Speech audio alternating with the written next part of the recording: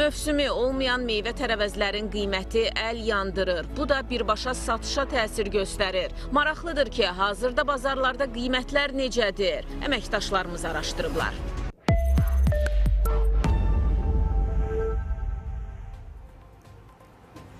Aprel ayının olmasına baxmayaraq artıq bazar və supermarketlərdə mövsümü olmayan meyvə tərəvəzlərə rast gəlirik. Çiyələk, yalça, pomidor və s. İstixanalarda və parniklərdə yetişdirilən bu cür meyvə tərəvəzlərin qiyməti isə əl yandırır. Bu da birbaşa satışa təsir göstərir. Maraqlıdır ki, hazırda bazarlar qiymətlər necədir? Növbəti sujetdən bu barədə biləcəksiniz.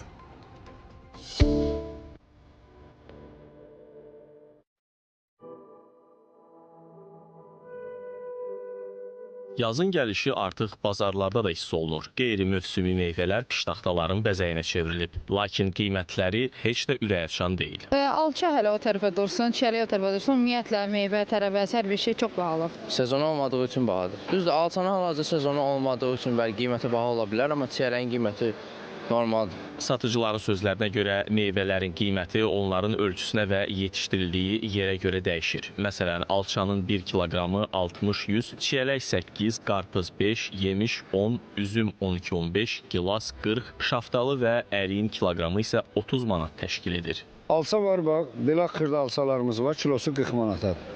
Onun biraz böyükləri var 60 manat, lap iriləri 70 manat.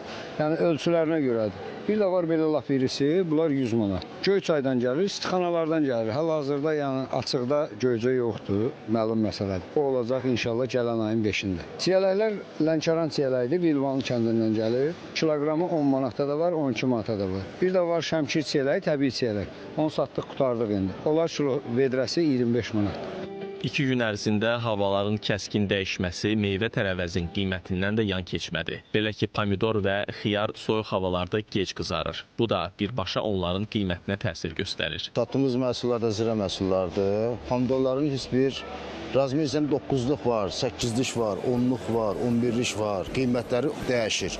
8-lik biraz ucuz olur. 9-luq məsələn restorana, məclislərə getdiyinə görə biraz baha çıxır. Xiyarlar da, pervi xiyarlar da var. Məsələn iftaroy da var. İftaroy 5 manatdır, pervisi 6 manat. Özbək pomidorumuz var, 15 manatdır. Özbəkindir, amma bizdə yetişir.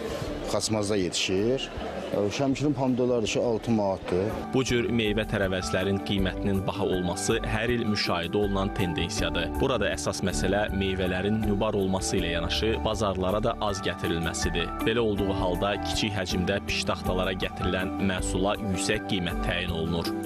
Burada əsas məsələ həmin məhsulların saxlanıcılardan və parniklərdən bazara çıxarılmasıdır və bu prosesin ötən illə müqayisədə baha olmasıdır. Çünki ötən ilin ikinci yarısında enerji daşıyıcılarının qiymətinin artması kənd təsərrüfatı məhsullarının daşınma xərclərini artırıb. Bu ilin yanvar ayından işıq və qazın qiymətinin bahalaşması parniklərin, saxlanıcıların maye dəyərinin xərcini artırıb. İqtisadçı Xalid Kərimli vurğulayır ki, bir neçə həftədən sonra qiymətlərdə enmə ehtimalı var.